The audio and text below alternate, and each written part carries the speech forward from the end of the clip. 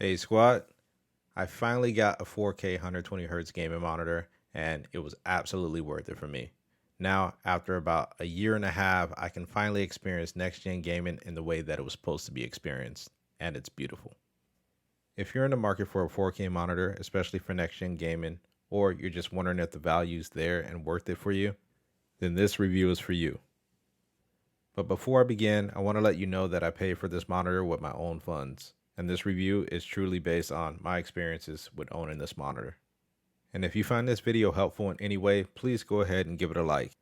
And if you want to follow for more videos of the like on gaming and tech, then the subscribe button is both our friends. I really appreciate your support.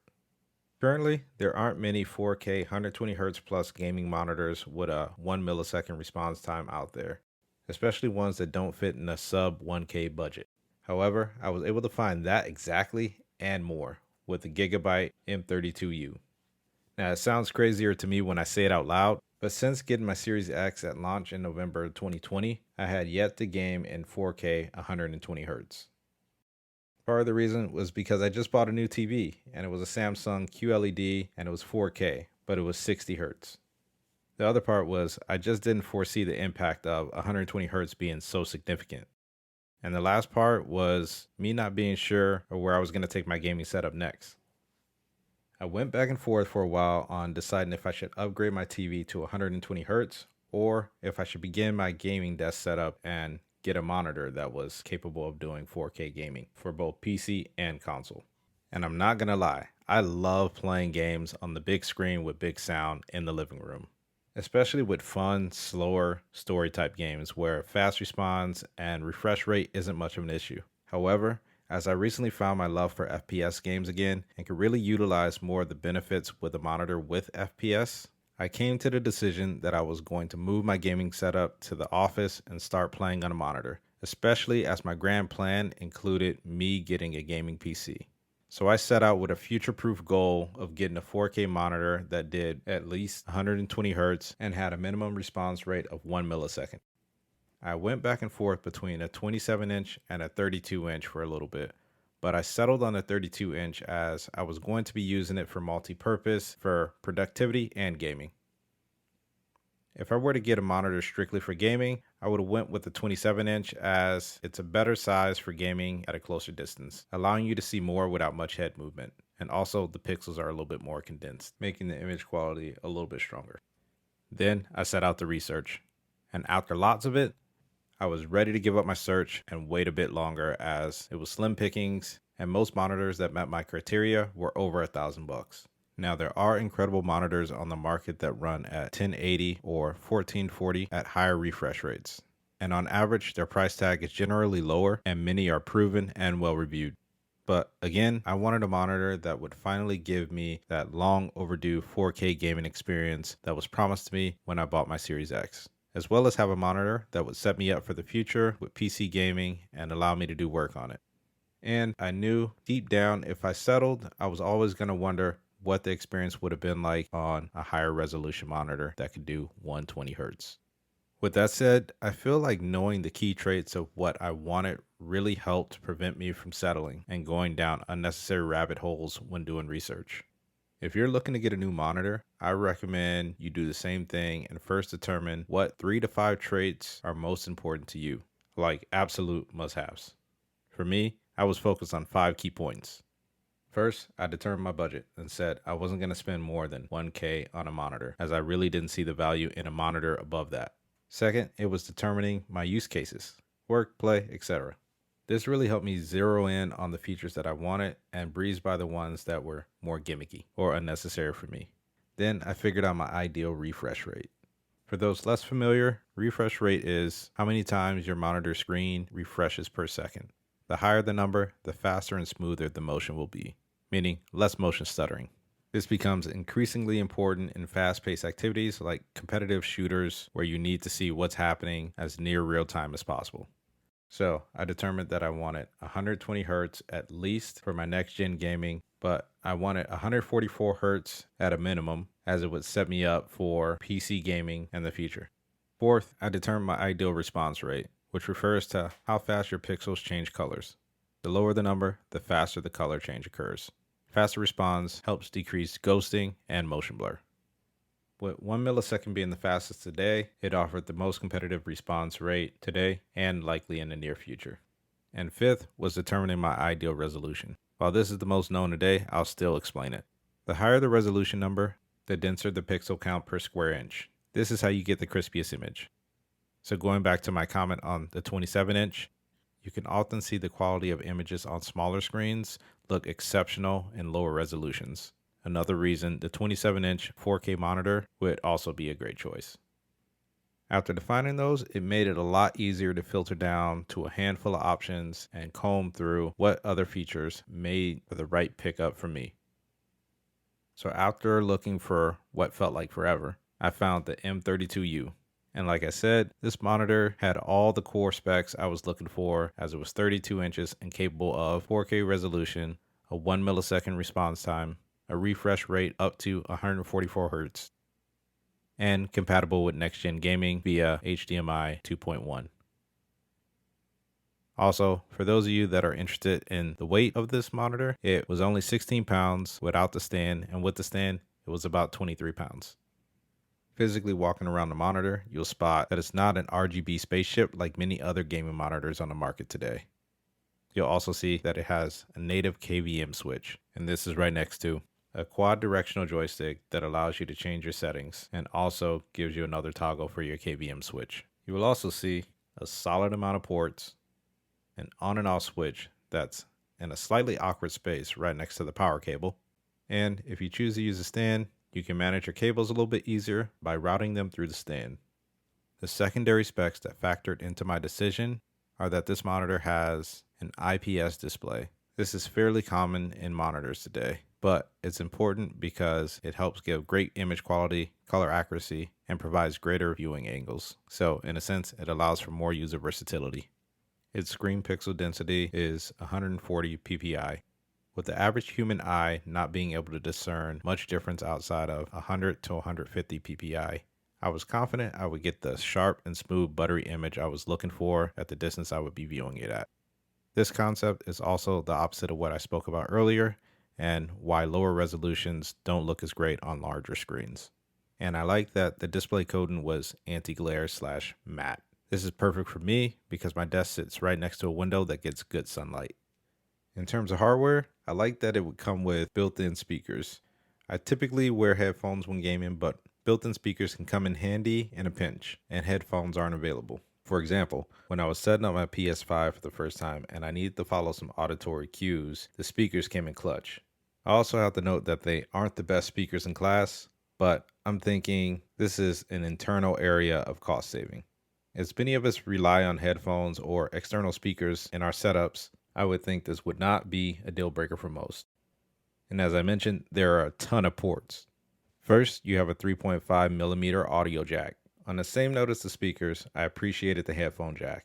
It allowed me to get started with my PS5 right away and use my Xbox SteelSeries headset with an aux cord.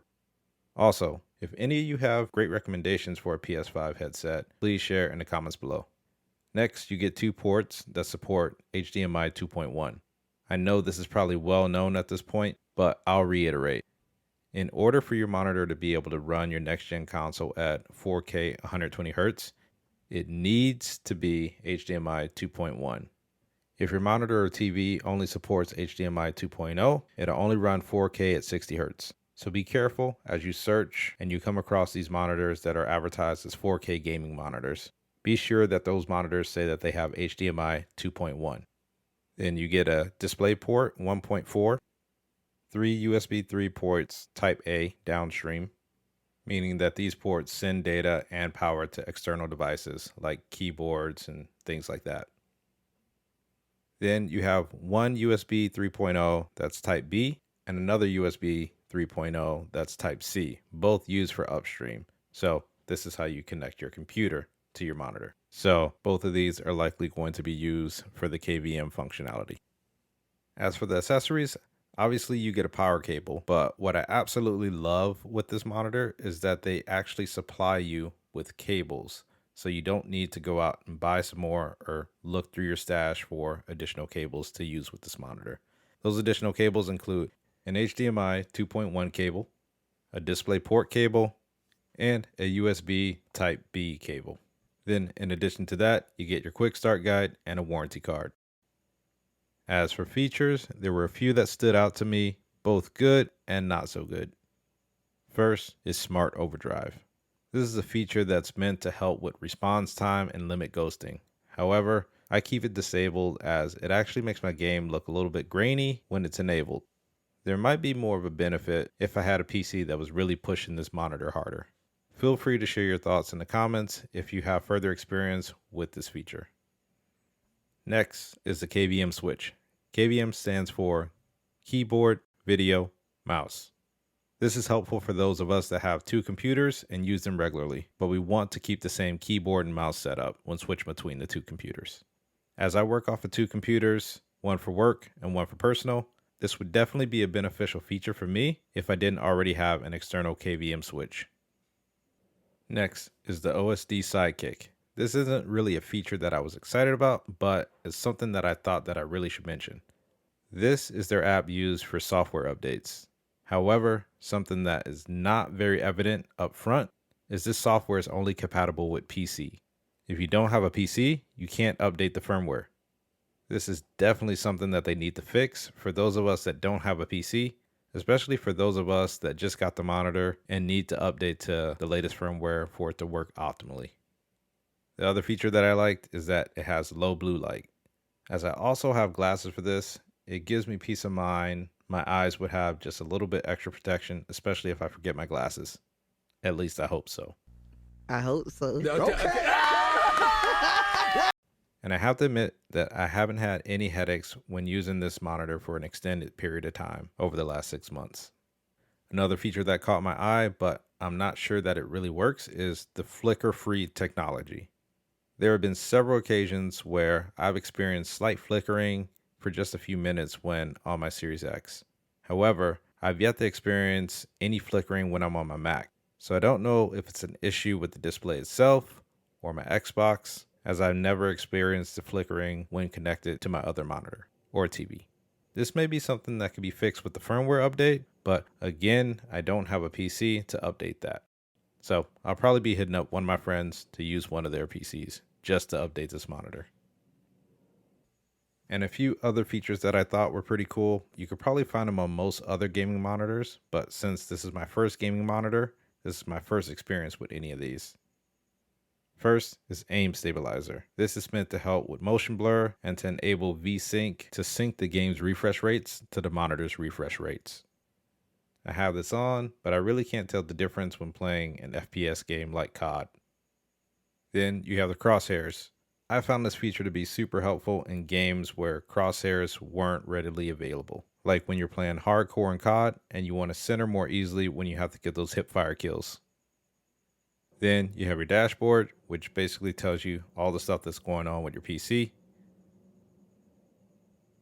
Then you have black equalizer. This is to help bring out the darker details without overexposing the brights. Definitely helpful for those darker games and scenes where campers and other details could otherwise be hidden.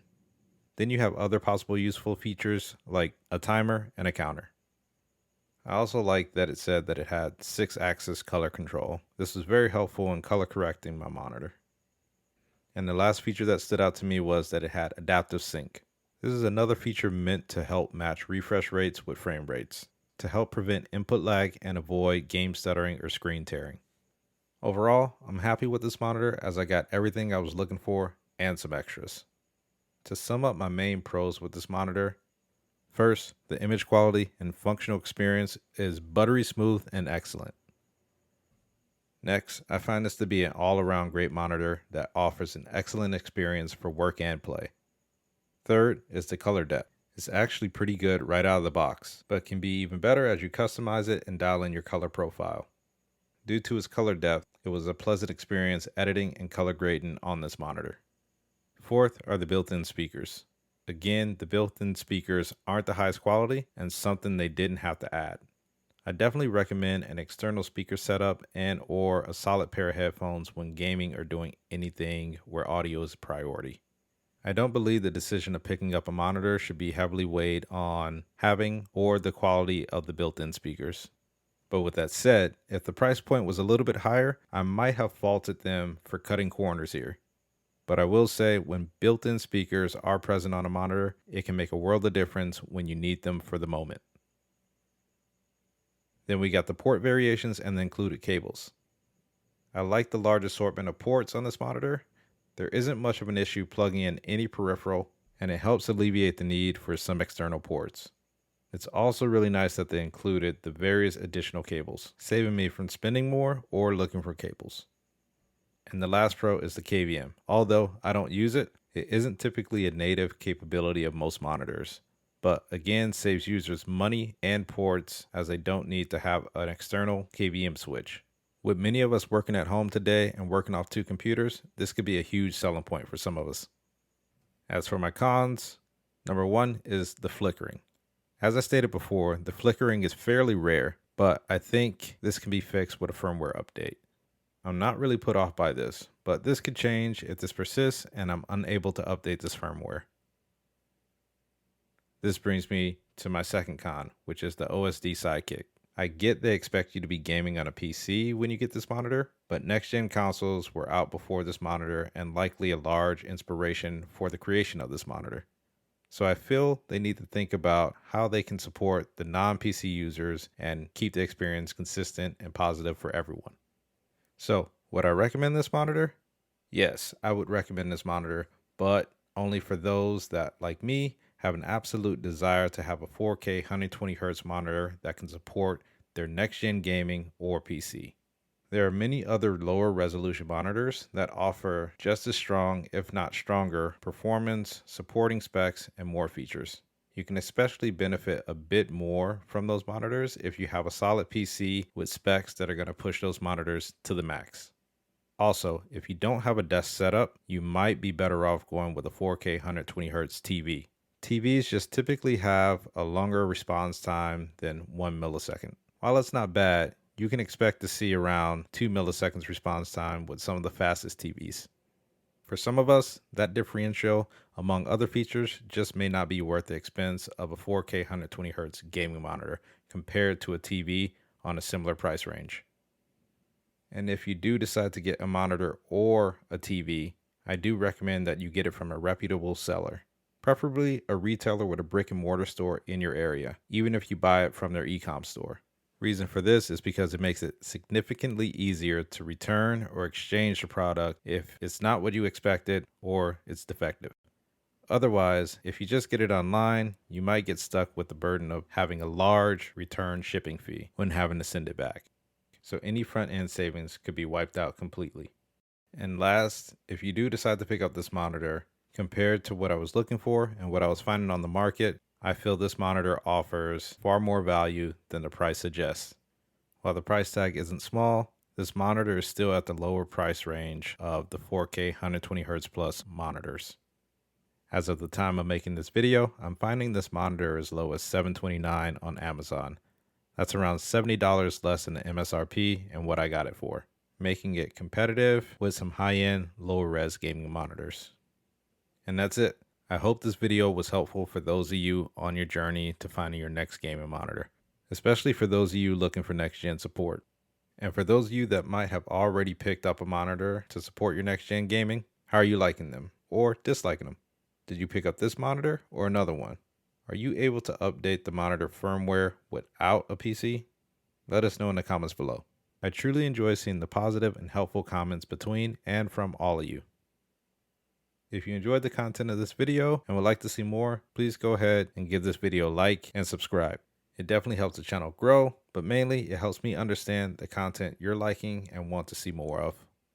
Until next time, I appreciate you all and thanks for watching.